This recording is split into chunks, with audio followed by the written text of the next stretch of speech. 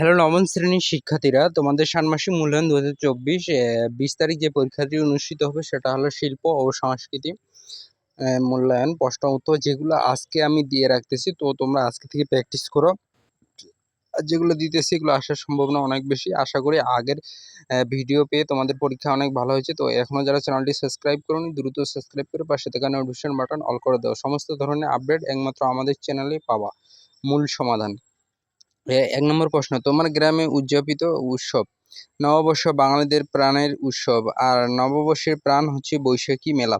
নববর্ষ কেন্দ্র করে বাংলাদেশের বিভিন্ন স্থানে বৈশাখী মেলার আয়োজন করা হয়। বৈশাখী মেলার প্রথম দিন শহর ও গ্রামের বিভিন্ন স্থানে অনেক মেলা বসে।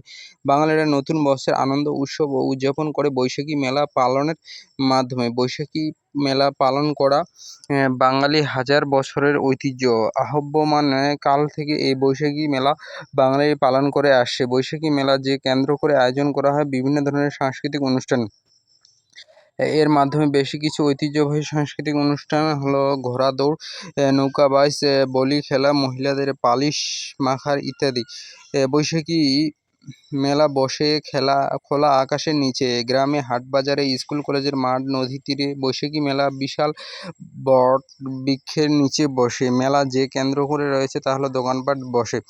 সারাদিন মেলায় অনেক রকমের জিনিস কেনাবেচা হয়। গৃহীদের নিত্য প্রয়োজনীয় পণ্য এবং নানা কুটির শিল্প, মৃৎশিল্প, হস্তশিল্প, কুটির শিল্প, হরেক রকমের পণ্যের সমাহার ঘটে বৈশাখী মেলায়। বৈশাখী মেলা আসে বাঙালি নতুন করে অনুপ্রাণিত করার জন্য। বৈশাখী মেলা বাঙালির সাংস্কৃতিক ঐতিহ্য রক্ষায় গুরুত্বপূর্ণ ভূমিকা পালন করে। এ মেলায় বাঙালির ঐতিহ্যবাহী পোশাক, খাবার, গান, নৃত্য, নাটক, খেলাধুলা ইত্যাদি প্রদর্শনী এবং পরিবেশনায় করা হয়। একে নতুন প্রজন্ম বাঙালির সাংস্কৃতিক পরিচিতি লাভ করে। বৈশাখী মেলা বাঙালির ঐতিহ্য এবং সংস্কৃতির একটি গুরুত্বপূর্ণ অংশ। তো কাজ ২, এখন কাজ ১ আমাদের বৈশাখী মেলা। তো এখন যদি কাজ ২টা বলি, সেটা হলো সাকরাইনের বিষয়ে বলা হয়েছে। তো এইটা প্রশ্নটা তোমরা পড়ে নাও।